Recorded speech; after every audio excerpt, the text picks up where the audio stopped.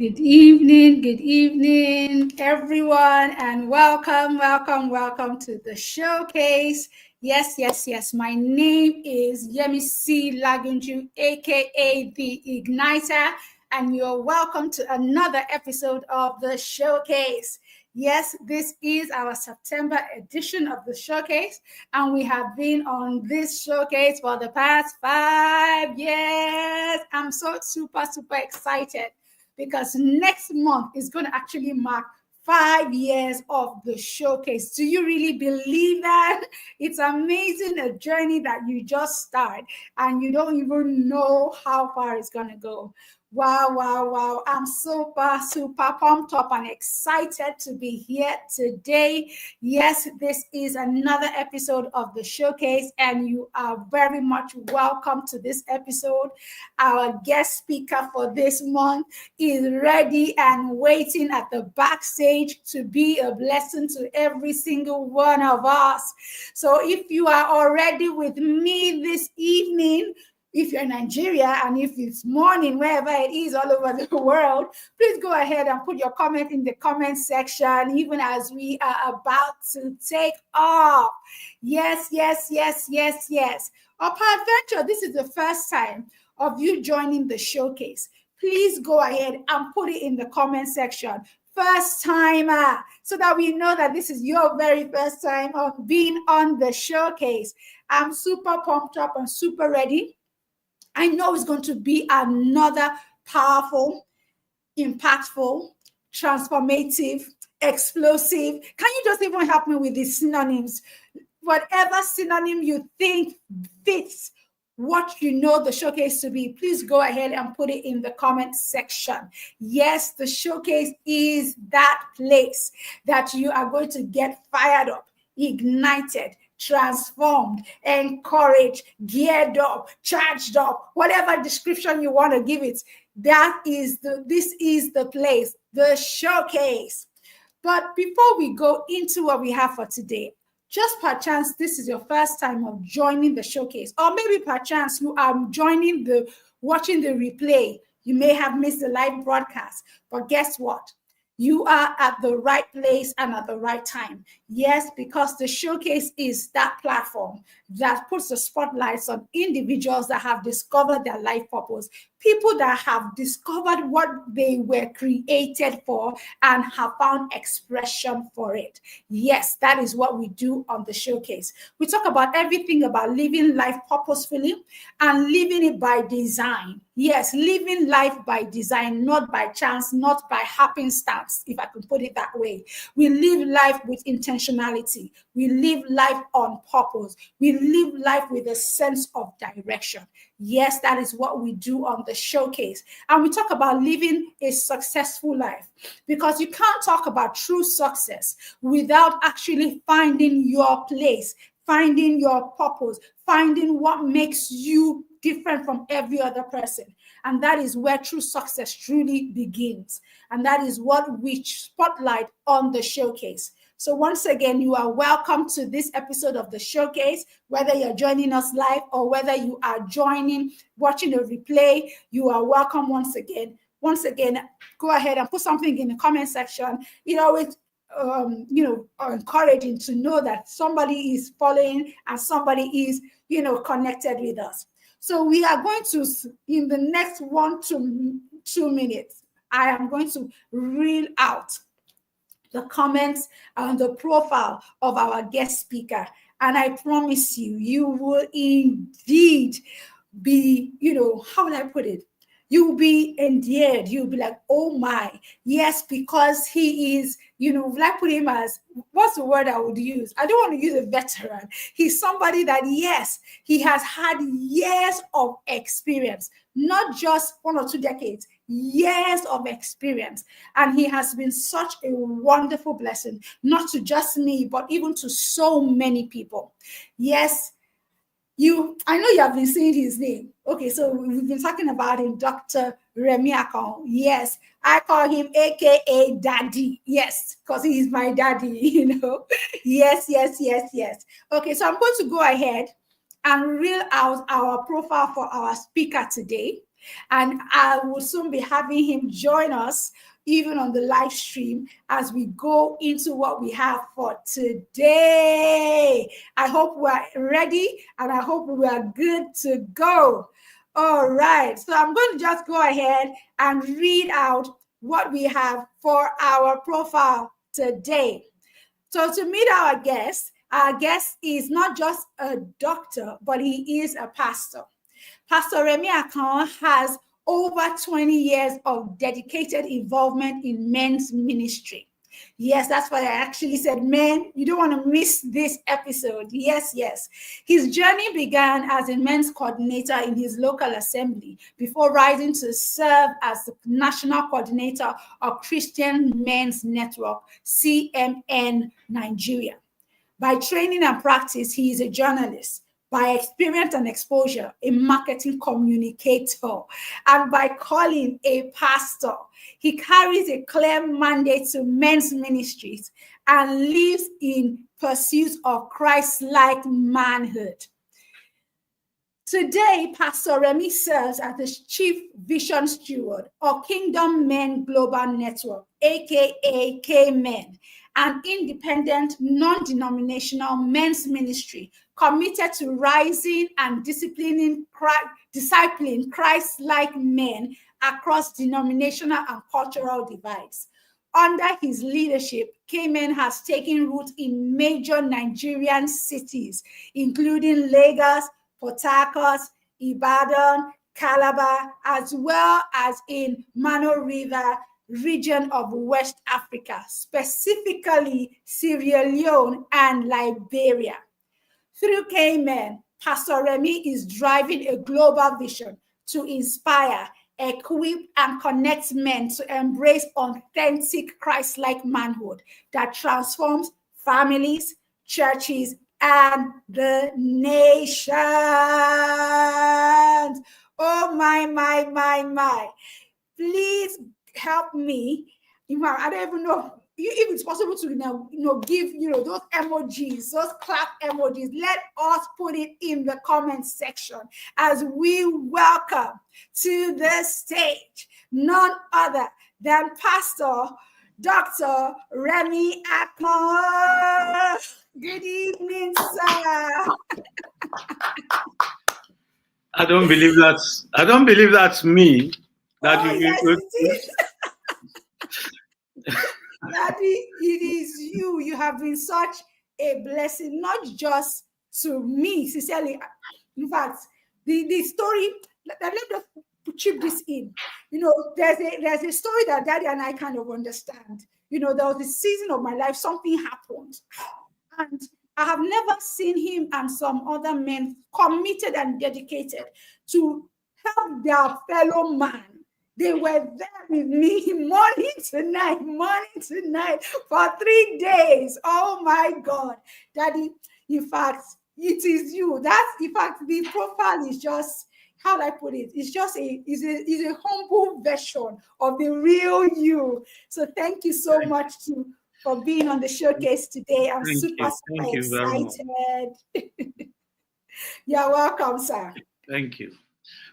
All right, sir. All the glory goes to God the Father. Yes, it does. Yes, God, it does. The Son, and God the Holy Spirit. We owe everything to Him. Yes. Without Him, we are nothing. And whatever it is that we've ever done, we must always remember that it is He who works and wills in us to do of His good pleasure. We must never forget that. When we get it right, the glory goes to Him. When we're wrong, just check. You moved away. That's why all the glory must continually go to Him. Thank you, Yemisi, for inviting me. Daddy, it's an honor, sir. It's an honor to have you on the showcase. It is an honor. I am, like, one of the things I've said, is that there are some people, that, when you hear their stories, that you are going to truly be fired up. You are truly going to be ignited. And sincerely, Pastor Akano is one of those people that I know that because even just the interaction I have with him, every time I hear him speak, that's why one of the things I love about his profile, when I was talking about that he is, an excellent communicator. He knows how to use his words well to articulate his thoughts and express, those things that are in his heart. And thank God that the things that are in his heart are super awesome, transformative and life-changing things. So it's always an honor to be in a place where he's speaking and hearing him share his thoughts and share his ideas. Sincerely, I am super happy to have you here tonight, sir. All right. Okay, so we're going to go into what we have for today. As usual, the showcase is that place where we talk about everything about living life purposeful and living according to God's design. Okay, so sir, I'm going to ask you one question, sir. Can you, in one word, use one word to kind of describe what you would say is your purpose journey? What has it been like from the time when you began to discover that you had a purpose, even up until now? If you can just put it in one word, what word would best describe your journey? Well, you may have heard this too many times, but it's not cliche for me. Grace is the word. It's not cliche in any sense. From the beginning right up until this moment, it's been grace. Because there has been nothing in my life that I deserve 1%. In other words, there are situations where many people find that, okay, so I went to the right school or something, I studied the right course.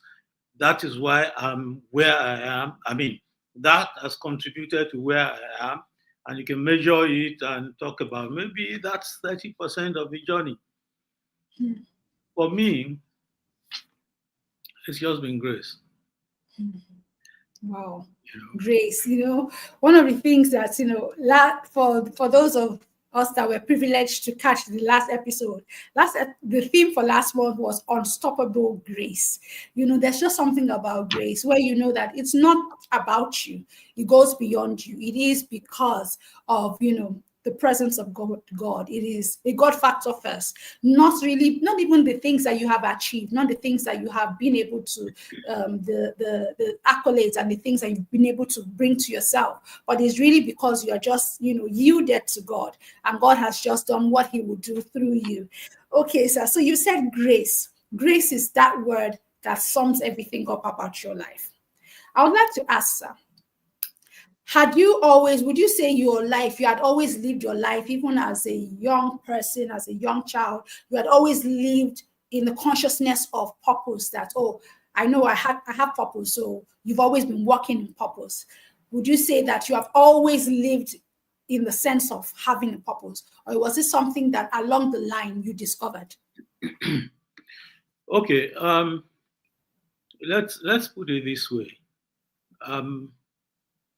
I started life wanting to be a media person, a journalist, and that came out of the fact that I had some abilities, if you like, in the writing and information gathering area. But I didn't know how to go about it. I grew up in Ibadan, and someone like your husband may know what it is to grow up in Ibadan. At a point, actually, in the media, I did a column where I changed my name to Remi Ibadan for reasons that I shall mention later. From the beginning, I knew what I wanted, but you see, it's simply a case of, okay, so how are you going to go about it? So when I speak about grace, at a time when I knew zero about Jesus, I knew nothing about God. he simply directed me to, okay, so you want to be a journalist? This is where to start.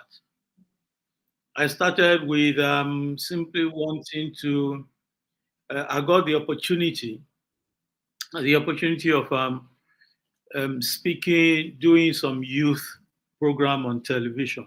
And it was simply just writing script that I would. The program used to be on WNBC, WNTV in Ibadan. And that was how I started. But how did I get the opportunity? Um, I had issues with going to school. There was a point where you say my father is this person who wanted only the very best for us. So when it was a novelty to attend nursery school, he sent us to children's home school in Ibadan. And that really was a home school in the real sense of it, where you had school parents. In other words, the owner of the school was mommy, the the husband was daddy, and all of that. And everybody else was brother and stuff like that. They had their own children too in the school. So he wanted the best for us. And we were actually there for 3-4 years. And then there was a financial downturn. And we couldn't continue. So that was where I believe the Holy Spirit came into it. When you talk about grace and you say, your goodness is running after me. Today you can look back and perhaps reflect and think, okay, so I can feel the Holy Spirit, God's goodness really, truly running after me. Those days it was nothing like that. You were deaf and dumb upon your life. You were just going on. So I found myself, I learned about some programs that WNTV used to do. That thing used to be known as Any Questions. Okay. You will go there, you will write questions and give to them. When they choose, then they will answer the questions and then decide which questions were the best, and you will get gifts. £1, £2, 2 pence, what used to be known as 2 guineas. That was a long time ago. And then books from the British Council, books from USIS actually, United States Information Service. That was how I came to meet the people in WNTV and got invited to the youth program. It was through the youth program that I almost got drawn into drama, because I met a lot of wonderful people.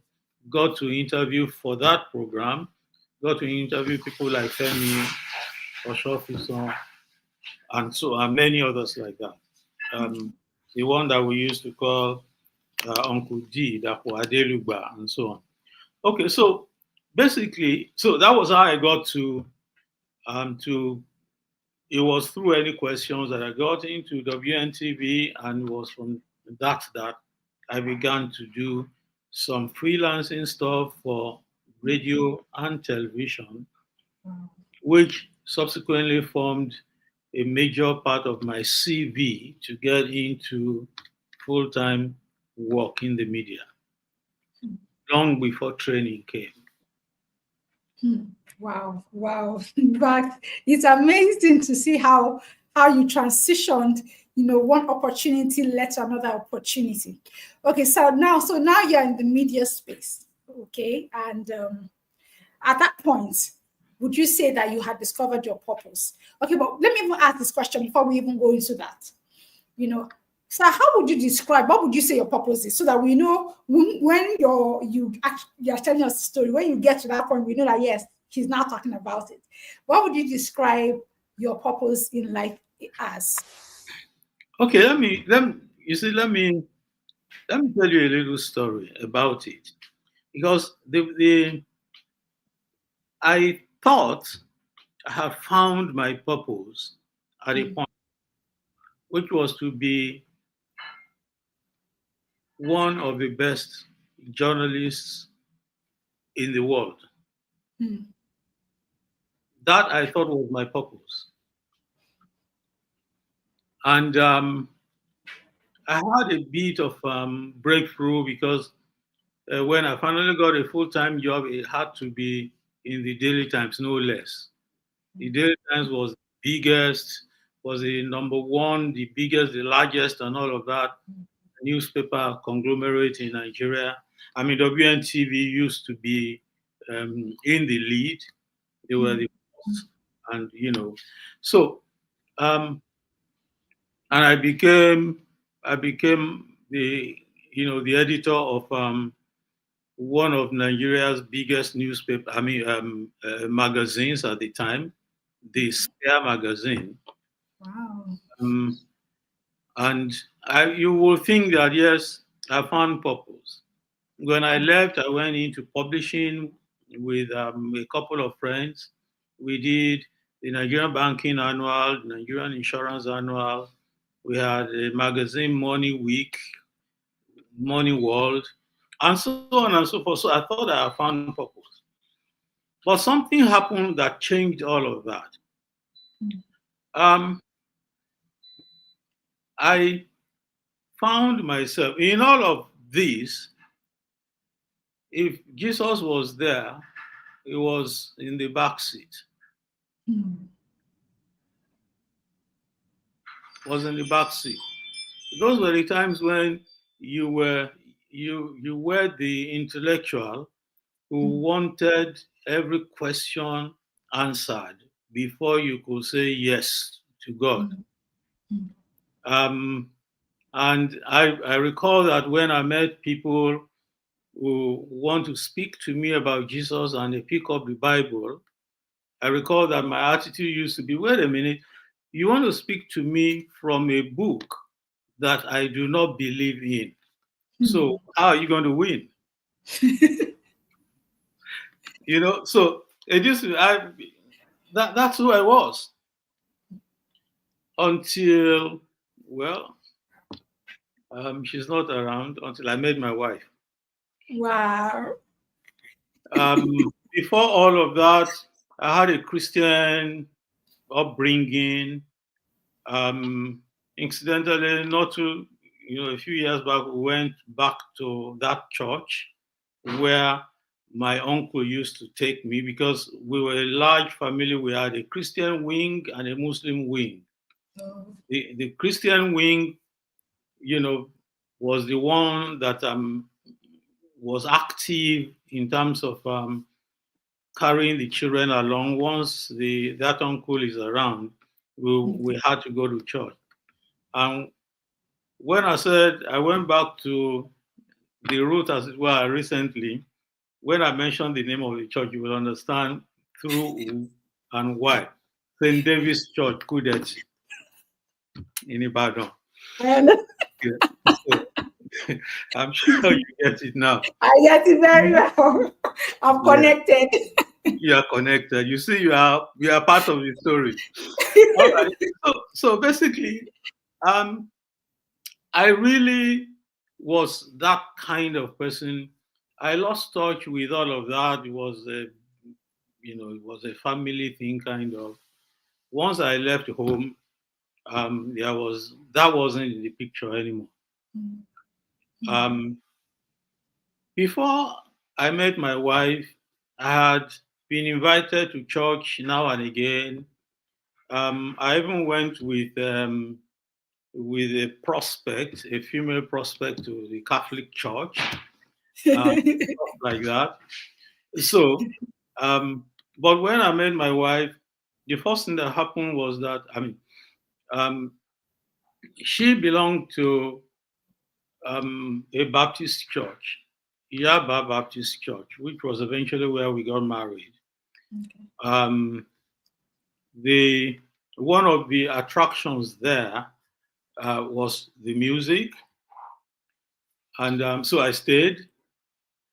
But even when we had gotten married, I would graciously drop them in church and come back home. And dutifully, I'll go back and pick them up. All of these times, my wife was on her knees. Mm. No arguments. Say that's what you want to do? Okay, just drop us. You want to come back for us? You come back for us. But in the end, there was the challenge. There was a challenge in the country at the time. Um, I think this was 93. As recently as that. That I had to drive them to. They couldn't go to the church that they used to go. It was the Baptist church somewhere down off Ogba. So we couldn't drive. There was petrol shortage. Nupeng, Mm. patriotic Nupeng, had down tools in Mm. support of some of the politics against the military and stuff like that. So I had been seeing a church on our street on Adeni Jones. They had just moved in there.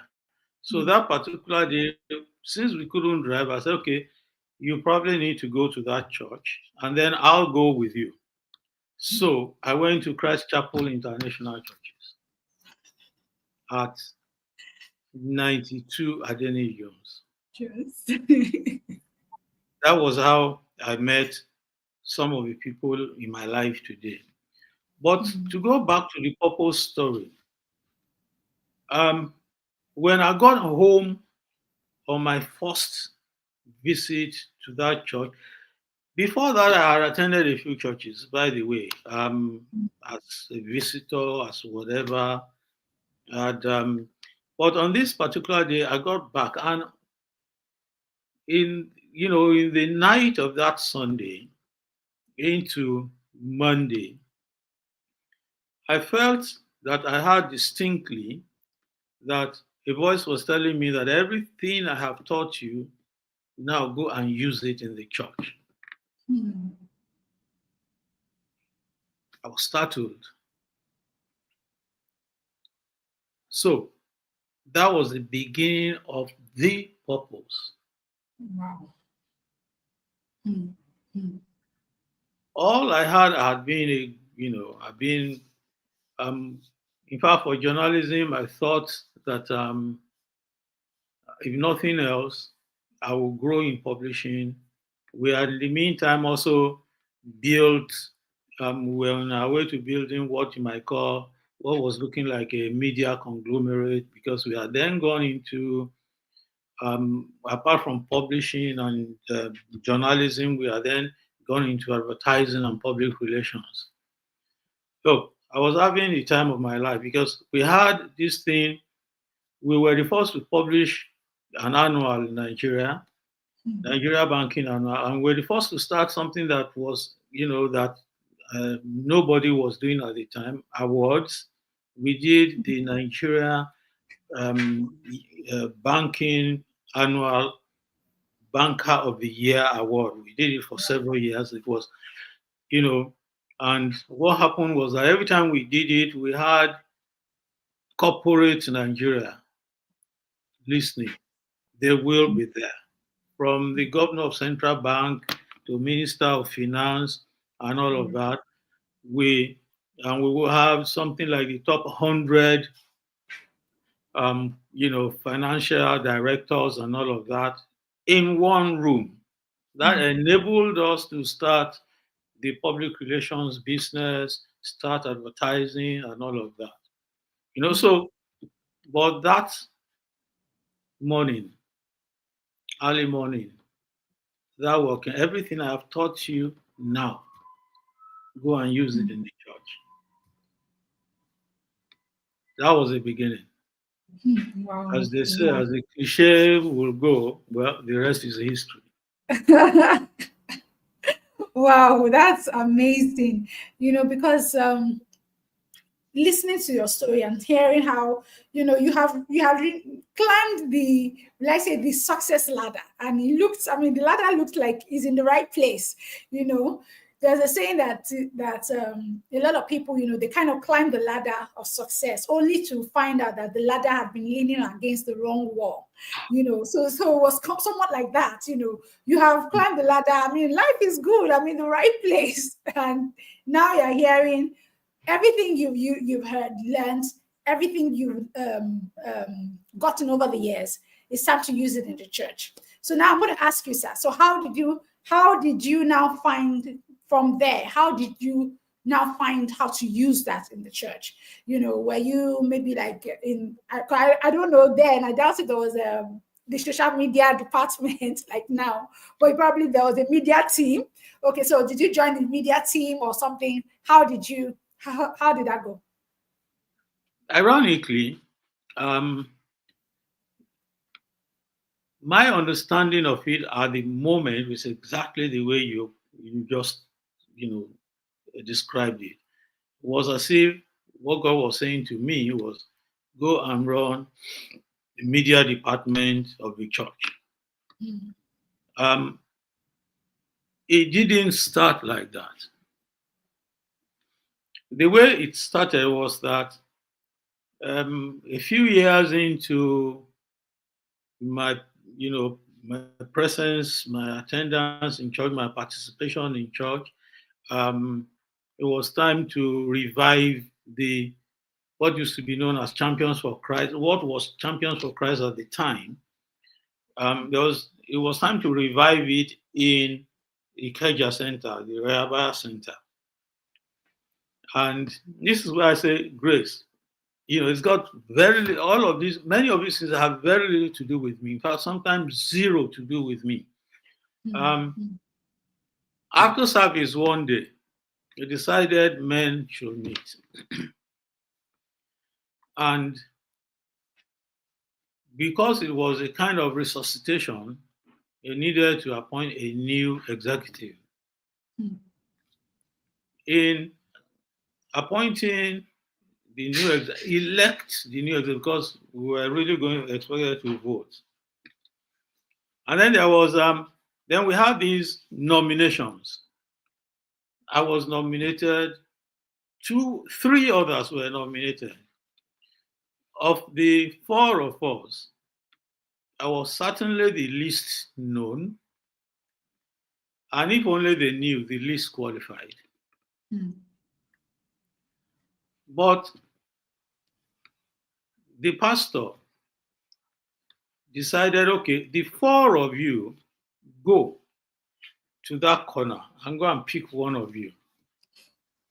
And that was a conspiracy that got me picked.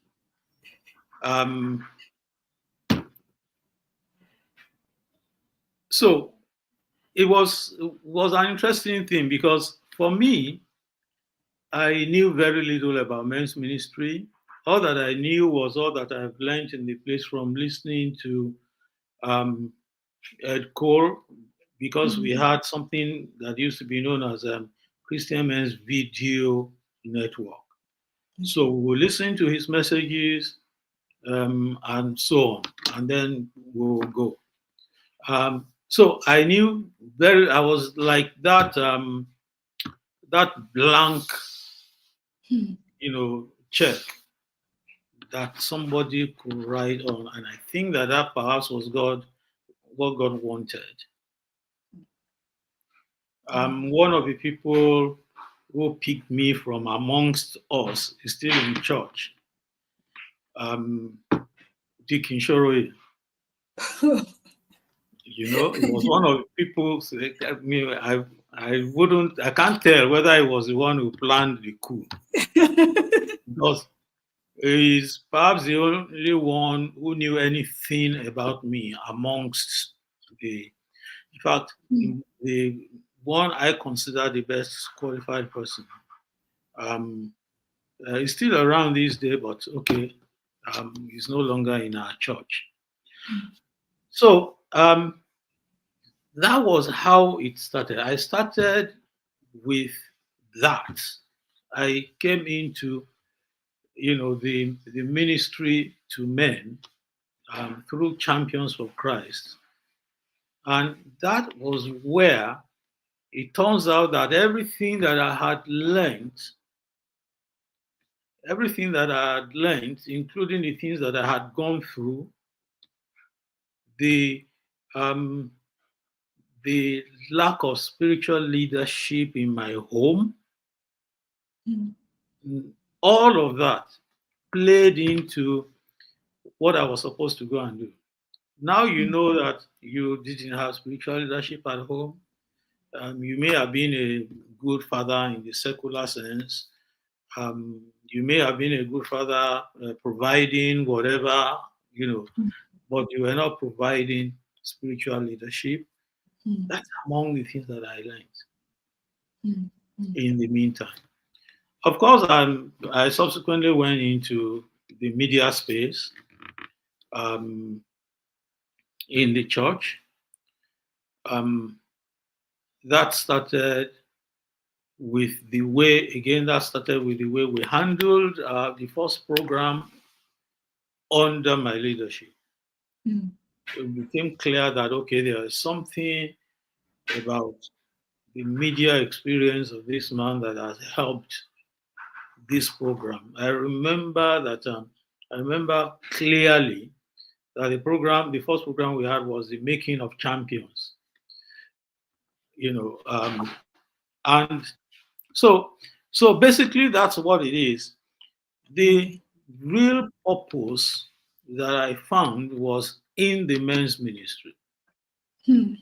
and my application of my media background and all of that started from there before it streamed into the church. Today, I'm still the chairman of the media team in church. Mm. Um, Wow. I've been in there for God knows how long now. I've been looking for successors. I think they are lined up now. So at this point, if I ease out, nothing will. Wow, wow. Thank you so much for that, sir. It's amazing how, God can actually just call you.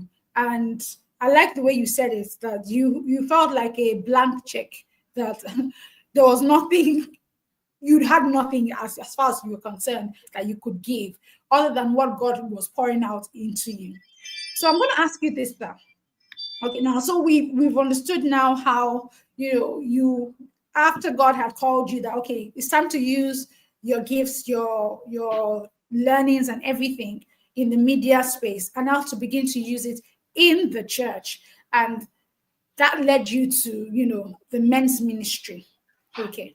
Now I know that you had a ministry of your own now that is even aside from the church, which is Kingdom Men's Fellowship, Global Fellowship. Okay. So my question starts is, if you could just, like, in a few minutes, how were you now able to transition from that person that felt, I don't really have much to give. I'm not, it's that person that felt, quote unquote, ill equipped to do men's ministry. How did you now become the person that is now a visionary and the convener of a men's ministry? Okay, look, again, when I say talk about grace, you see, I didn't want to mention his name, but look, I may as well do it. The late Reverend Ajibola Oluyede was used tremendously by God. Um, when I became chairman, I threw everything into it. And that was what led to me becoming, and he was the the motivator for men's ministry in the entire church.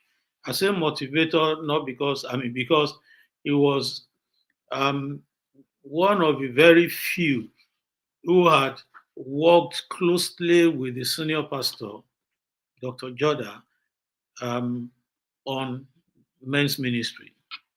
Mm. He had invested in it. Um, a few weeks into my chairmanship in Ikeja, he brought a box,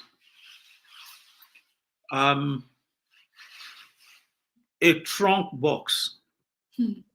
filled with books and tapes on, from Christian Men's Network. Wow. It was supposed to be on loan, but in the end, it became my property because he then, simply let it go. Mm. So from that point, because I had those books and those tapes, every time we had a program in church that's a church-wide program, for instance, camp meeting, I found myself setting up a stand. I found myself displaying those books, and you know, most of which I had read by this Mm. time. Um, so it became like sometimes I found myself the only one manning the stand. For many years, I would be the only one manning the stand. In fact, I was at the stand the day they invited me in and ordained me pastor from the blues. The point I'm making, therefore, is this: is that for me, it was just there was just a certain drive, a certain zeal that if no one was going to do it, I was going to do it.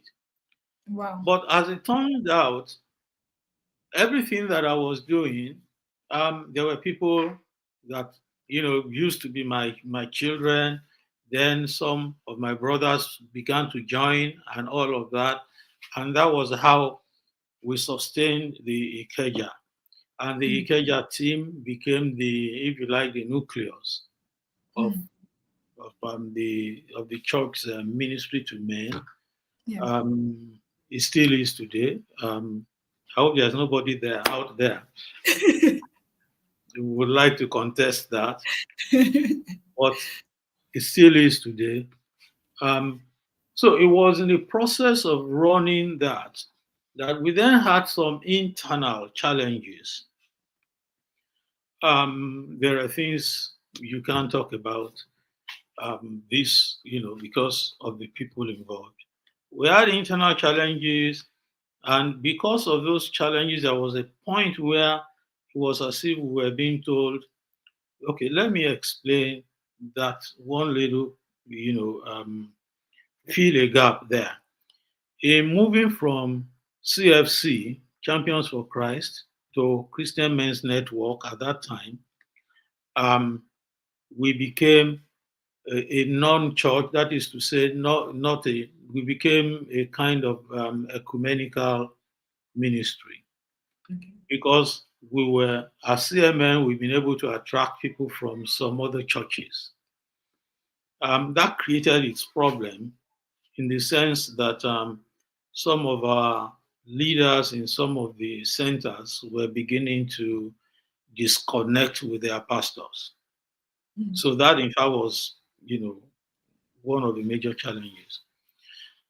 So at CMN, because we already now had these people from outside involved in the ministry, when we were having our internal challenges in church, I had to approach the senior pastors, my spiritual parents, to say, look, if we are really going to slow down on this, we have responsibilities to men who are outside of our own church.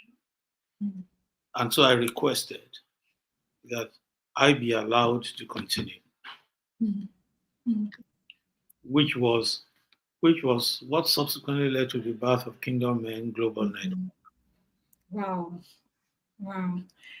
Wow. It's amazing for me because looking at your story, starting off in the media space, and now you are in men's ministry.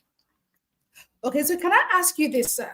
You've been in the men ministry now, I'm sure definitely is 20 plus or even more than that already. Yeah. And how would you, describe that experience? Because you come from a place where you felt I'm not equipped for this. I have come to a place where you know this is what you were made for. You are confident that this is why I am here. I am here for such a time as this. Let me put it as the way Esther put it. You've come to a place where you completely own that this is what I've been called to, and you are running with it. I would like to ask that at any point in time, did you kind of doubt or second guess yourself and say, maybe I missed it, or maybe this is not what I'm really supposed to be doing, or maybe this shouldn't be the way I should go about doing it? Did you at any point in time question yourself to say, maybe I'm just not getting this thing right? Maybe this is not what I'm actually called for. So I would like you, sir, did you ever have any moment like that? Look, let me tell you this. From the deepest part of my heart, there were moments when I thought, you have an idea, one of the things I'm going to talk about. I have a son who has been very active, who has been very, instrumental, who has been a major part of what we do. But now and again, he goes off on a tangent. Now and again, he behaves anything like anything but the son of a minister to men. Mm. And I will sit back and ask and tell myself, look, you must be kidding yourself. You are preaching better men, Christ-like men. And have you looked inwards? Mm. Have you checked your own stage? Are you sure you are called for this? Yes, very true. Wow. Wow. Very true. It takes the first person to speak to me about it saw how discouraged I felt, how unworthy of the assignment I felt. The first person to speak to me said, look, the enemy wants you exactly where you are now, so that you can stop the assignment, so that you can just pack it up and go. That the reason you are in this situation today is because you are doing something right. Wow. It took a while. I accepted it, and deep within me, I feel now that it's inevitable. That person is going to come round. Yeah. Wow. He's going to come round. He simply doesn't have a choice about it. Yes. Because I'm not going to give, the enemy isn't going to have the last laugh. ultimately, the one who laughs last is me. That's You know, right.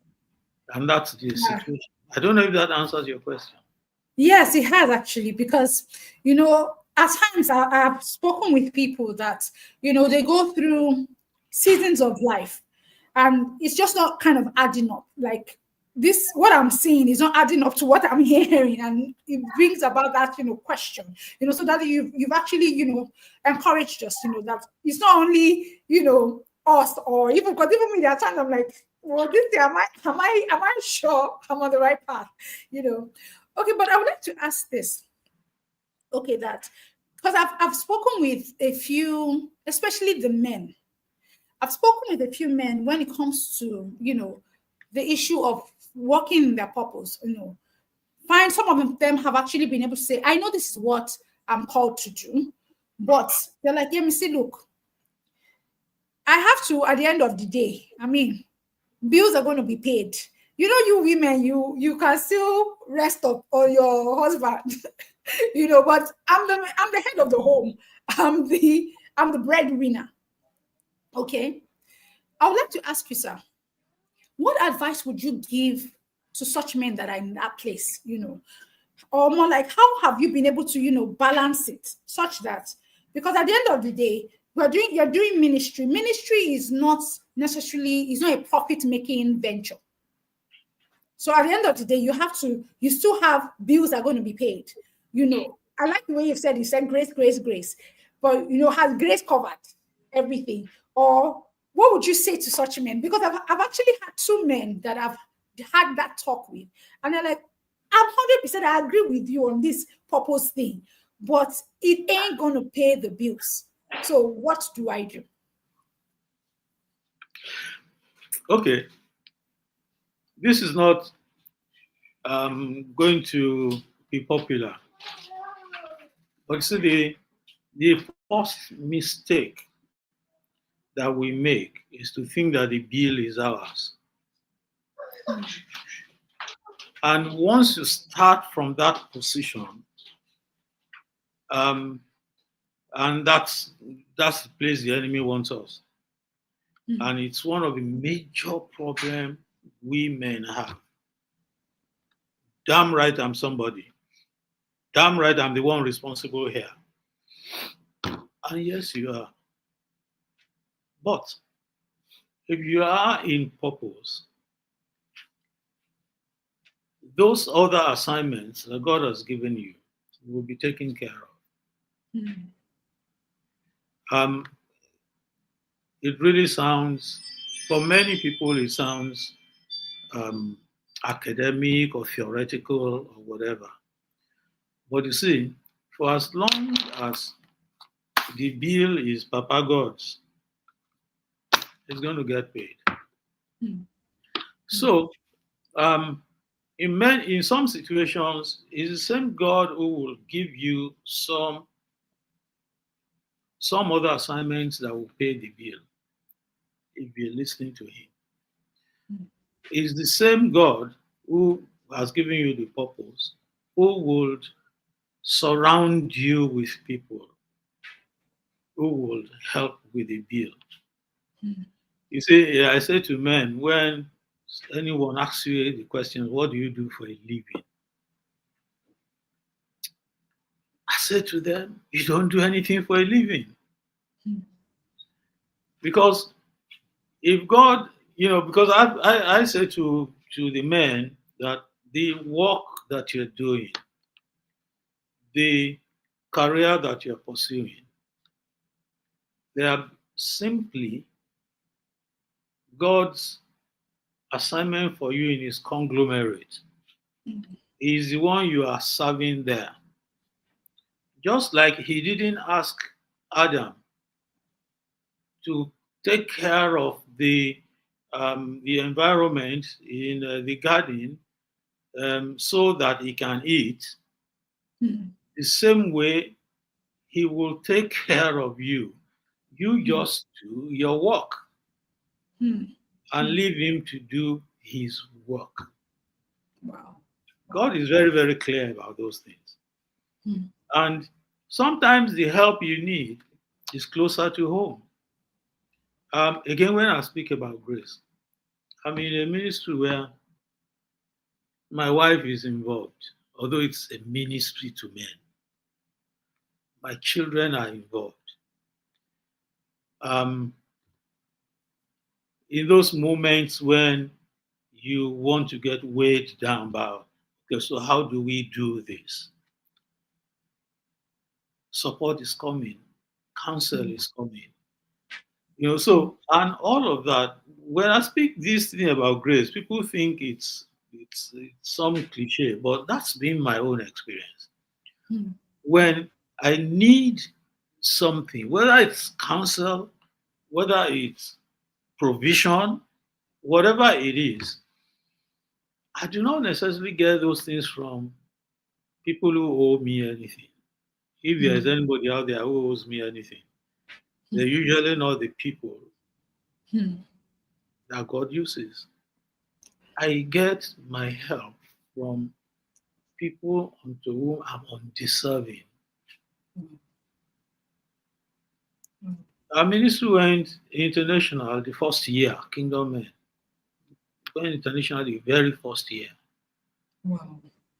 Wow. When we finished the program that brought 4 speakers from abroad, somebody came to me. He said, "How much did it cost you?" I said, "0."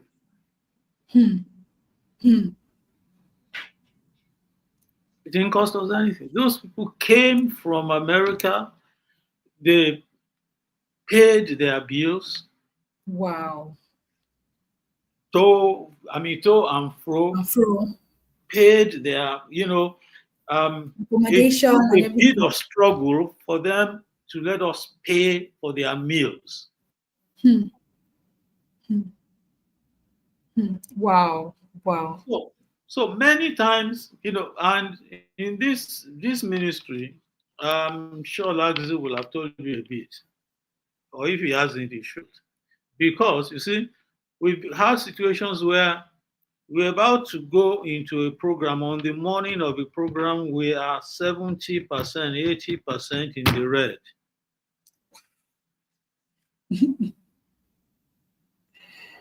And by close of event, it's all gone. Wow. Wow. In fact, I would like to ask something, because a lot of times I realize that when people talk about their purpose and they look at, what it is that they sense in their heart, what they see, the big picture. The picture is really like so massive, is like so huge. And they look at themselves and they're like, I mean, the two does not correlate. As in, how do I get from here to where I'm going? As we are about to round off now, Daddy, I would like to ask you to just, not just even to the men alone, but even to everyone that's here, that's connected, what would that advice be to them? Because it requires a lot. You look at yourself where you are, and what you see in your heart, what you see as, where God would have you be or have you do is like enormous. How do you step out? How do you do it? What has been the experience for you? That word of encouragement, that's basically what I'm asking. How would you encourage that person to step out onto the ocean and say, onto the sea and say, okay, let me go? From my experience, one of the first things that happens to us is that we minimize our achievements to date. Many times we forget where we came from before we got to where we are. So, and what that does to us is to make us feel unable to achieve greater things. When you do not see where you are as big, as great, whereas if you check from where you came from to where you are, you will see that as they say these days, You may not be where you want to be. You certainly are not where you were. Yes. And if we recognize that the same God who took us from where we are to where we are is alive and willing and able to take us to where we want to go, then we will worry less. It's so the first thing is um, God just doesn't happen to you when you have a big dream. It's been happening to you when you had those small dreams. And Wow. he's the one who took you from those small dreams to where you are. If you were if you were going to climb 1,000 steps and you got to 100 and you look at yourself, you look up and say, wow, this is far. 900 to go. You remember that you came from step one to get to 100. The same grace, as far as God is concerned, the same grace that took you from 1 to 100 is always sufficient to Wow. take you further and higher and higher and higher. So never ever um, minimize Hmm. where you came from. That's the Hmm. first point. The second point is if there is God in your life and you're sure that that step 1000 is the one asking you to go, then you've got to have faith and leave it in His hands. Hmm. Sometimes it's our Harvard Business School strategies, the Hmm. business strategy classes, and all of that are gets in the way. And those things they are good, but because they are one size fits all, Hmm. they now and again fail. Hmm. Because Hmm. God is the only one who knows the answer, the solution to a particular situation. They Hmm. may look Hmm. alike to us, they may look similar to us, and we may want to, um, assign the same strategy, use the same strategies. It doesn't work that way. That's why Hmm. if there's anything to learn from David, it is, Father, what do we do this time? Yeah. How do we Yeah. handle it this time? Hmm. So I Wow. hope I hope that answers the question. Yes, it does. Yes, it does. In fact, well, just looking at the time is amazing that it's already an hour plus, because Really. I've sincerely been so blessed hearing your story, knowing that coming from a totally different background, having expected that, your life is going in this direction, this is where you're going, and God kind of, just turns you in a totally different direction. Somebody that did not even want to really, church was not his thing, and now you are doing full-time or like, yeah, full-time men ministry. It is amazing. It's amazing. Thank you so much, sir. I really appreciate your time. I wouldn't want to make this session too long, but just as we are about to close, I just want to give us one word. When you think about purpose in retrospect, as from the beginning to the end, generally, what would you say? What would you just, in a few sentences, sir, what would you say to the people listening right now?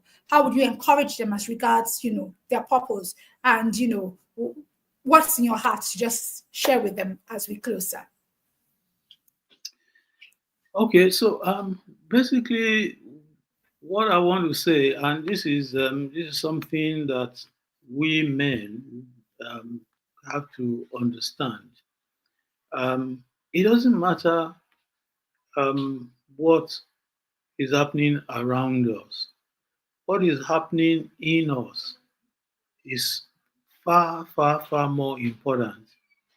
And that which is happening in us needs to be that which we allow the Holy Spirit to put in there.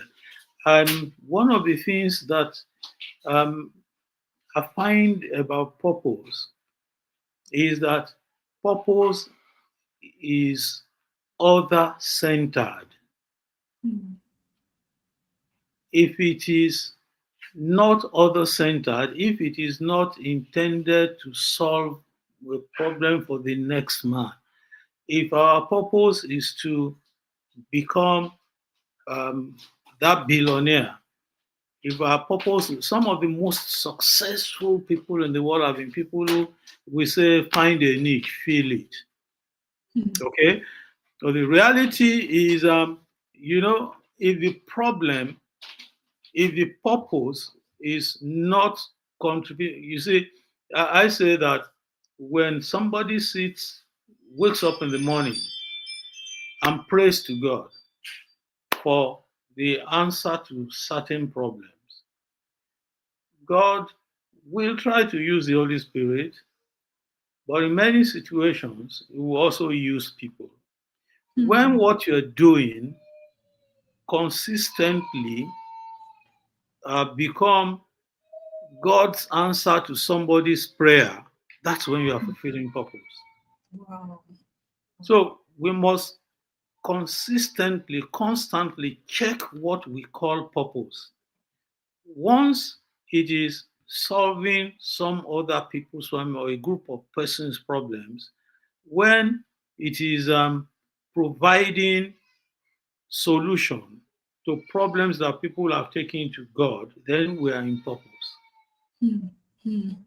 Wow. If all it does is take care of your daily bread and all of that, you're simply serving yourself.